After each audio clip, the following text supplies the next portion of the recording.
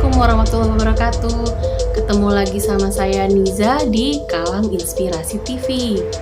Kali ini saya mau membahas tentang predator anak. Bahasan yang seram kali ini ya. Tapi tidak apa-apa karena walaupun sedikit seram kedengarannya, sebetulnya ini sangat penting loh, khususnya untuk para orang tua, para guru, para tante, om ya, semua yang punya ponakan.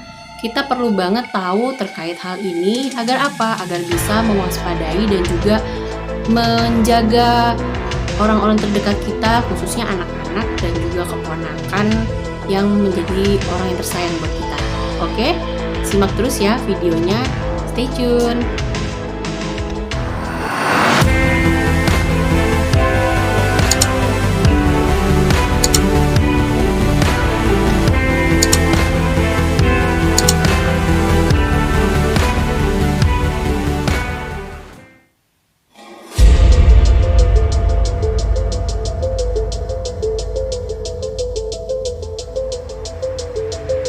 Kebetulan ya beberapa waktu yang lalu saya tuh dimintain pendapat gitu deh sama teman-teman dari Tribun Batam terkait maraknya kasus-kasus kejahatan seksual ya dan kekerasan pada anak tuh di Batam akhir-akhir ini. Ya, ini tuh memprihatinkan banget sih sebetulnya ya, dan ternyata bukan cuma di Batam aja tapi di seluruh Indonesia selama pandemi COVID-19 ini terjadi peningkatan yang cukup signifikan gitu dengan adanya kasus kejahatan dan juga kekerasan pada anak dan perempuan. Itu miris banget gitu ya. Nah, bahkan bisa dibilang tahun 2020 itu ada datanya juga kok, bahwa sampai terjadi tuh 4.100 lebih kasus gitu loh di Indonesia. Itu kan jangan lihat angkanya 4.000 dibandingkan 200 juta, tapi ini berbahaya banget gitu buat generasi yang akan datang. Jadi saya cukup prihatin lah. Nah, terkait dengan teman-teman dari Tribun Batam yang meminta opini saya, itu juga sempat dibahas terkait hukum kebiri kimia. Mungkin teman-teman ada yang baru dengar juga nih, bahwa baru saja Presiden mensahkan hukum kebiri kimia kepada pelaku kejahatan seksual khususnya pada anak gitu ya. Bisa dibilang kita buat predator anak deh, intinya seperti itu. Ya, jadi ini memang buat saya pribadi saya setuju karena cukup memberikan efek yang shocking dan jerak lah. Kita harapkan seperti itu bagi para pelaku. Nah, tapi kita juga harus lihat nih Sobat Inspirasi, bagaimana sih konteks hukum kebiri kimia ini atau hukum yang perlu diberlakukan kepada predator anak gitu ya, pada pelaku kekerasan dan kejahatan seksual pada anak. Nah, sepengetahuan saya di dalam Islam itu ada beberapa hukum yang berlaku gitu ya, yang diberlakukan untuk para pelaku kejahatan tersebut, dan itu salah satunya adalah hukuman mati. Jadi nggak main-main nih kejahatan yang dianggap dalam Islam tuh kejahatan yang berat banget gitu ya. Nah, mungkin next lah kalau saya punya teman-teman dari hukum mungkin bisa sharing terkait hal ini agar kita bisa lebih jelas gitu ya, dan semoga tidak terjadi pada siapapun lagi keadaan kejahatan seksual yang miris banget pokoknya.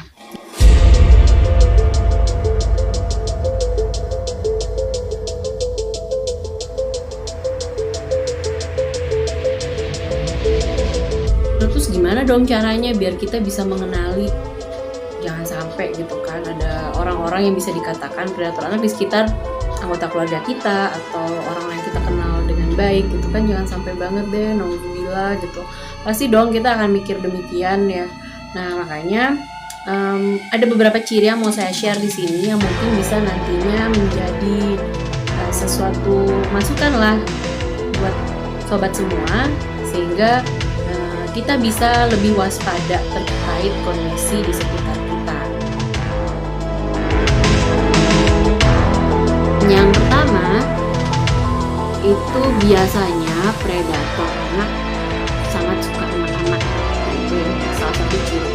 Walaupun bukan berarti kita jadi parno nih, bahwa setiap orang yang suka sama anak pasti predator anak. Enggak ya, enggak kayak gitu juga. Ini emang kejadian ini bikin kita parno sih sebetulnya, kita jadi waspada gitu sama orang-orang yang deket sama anak-anak kita atau ponakan atau anak tetangga, anak temen lah gitu ya, jadi agak-agak parno gitu.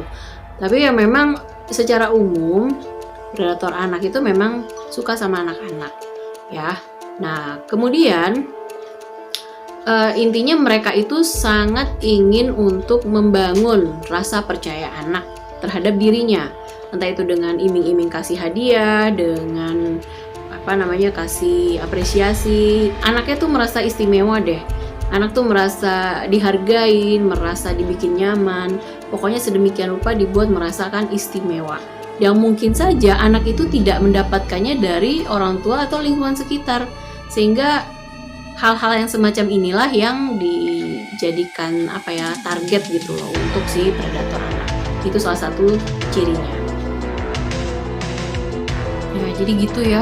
Yang pertama itu building trust antara si predator dengan calon korbannya yang sudah dia targetin nih. Siapa yang dia target? Kira-kira ini, makanya disebut predator karena ditargetin dulu. Terus kira-kira ini cocok apa enggak untuk jadi korban berikutnya atau korban pertamanya atau apapun lah itu oleh si predator. Serem juga gitu ya. Yang pertama adalah building trust, dan setelah nantinya muncul kepercayaan dan juga perasaan istimewa oleh si anak tersebut terhadap si predator, maka nanti mulai deh tuh dia bikin kayak semacam rahasia-rahasiaan antara si predator dengan si anak yang sudah merasa nyaman dan istimewa ini gitu.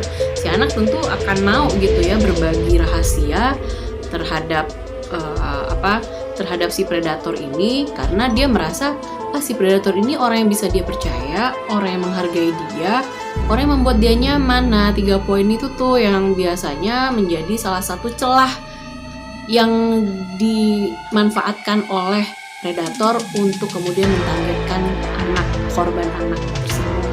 Nah, jadi dimulai nih berbagi rahasia. Rahasianya seputar apa? Macam-macam ya. Nah, pertama-tama rahasia yang dianggap intinya kayaknya tuh oke banget, penting banget gitu rahasianya. Ya, nah, dia mulai berbagi itu.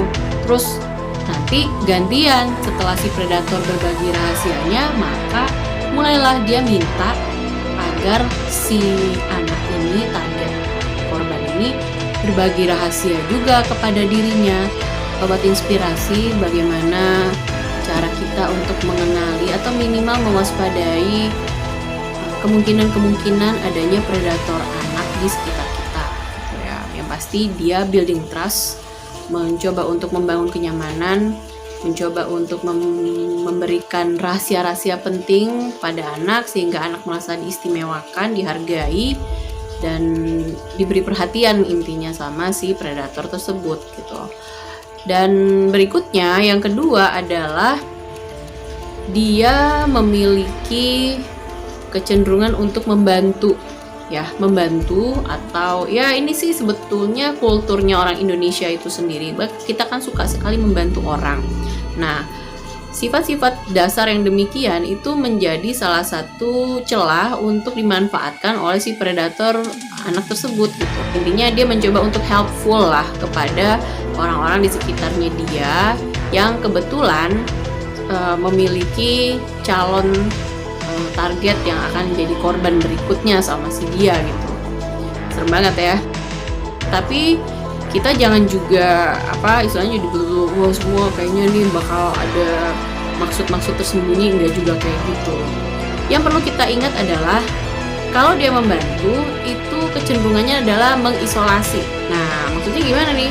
Maksudnya dia senang untuk membawa si anak atau calon korbannya ini ke tempat-tempat yang membuat dia bisa bersama si anak itu hanya berdua.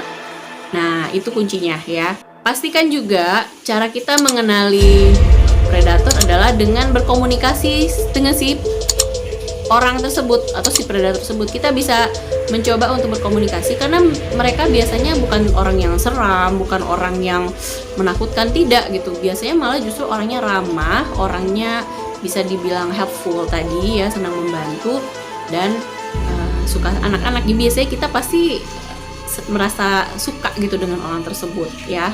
Nah, tetapi yang patut diingat adalah jangan terlalu melepaskan anggota keluarga kita seterusnya dengan orang tersebut. Kalaupun tanda kutip nih terpaksa harus dilepaskan dengan orang, entah itu dia bisa asisten rumah tangga kita, bisa dia bekerja sebagai guru privat, karena banyak sekali kasus-kasus juga yang terkait dengan itu.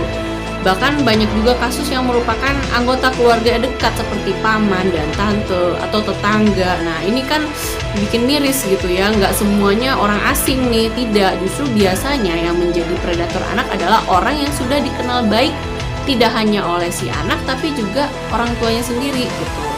Jadi kasus macam-macam lah. Nah, intinya adalah bagaimana kita menjaga agar jangan sampai kita terlalu longgar untuk memberikan pengawasan terhadap anak-anak kita atau ponakan kita, seperti itu. Saya pikir itu ya kurang lebihnya cukup, bahwa ada kemungkinan-kemungkinan yang membuat kita bisa jadi bisa mengenali potensi-potensi adanya predator anak di sekitar kita. Oke, itu dulu ya, cukup ya. Nanti kapan-kapan kita sharing lagi terkait hal ini. Mungkin juga saya akan undang salah satu teman-teman saya yang berada di ranah hukum agar kita bisa sharing yang lebih banyak terkait hal ini dari sudut pandang hukum ya. Terima kasih. Jangan lupa like, komen, dan subscribe ya channel Kalam Inspirasi TV yang akan selalu berbagi informasi yang inspiratif dan bermanfaat buat sobat semua. Oke, terima kasih.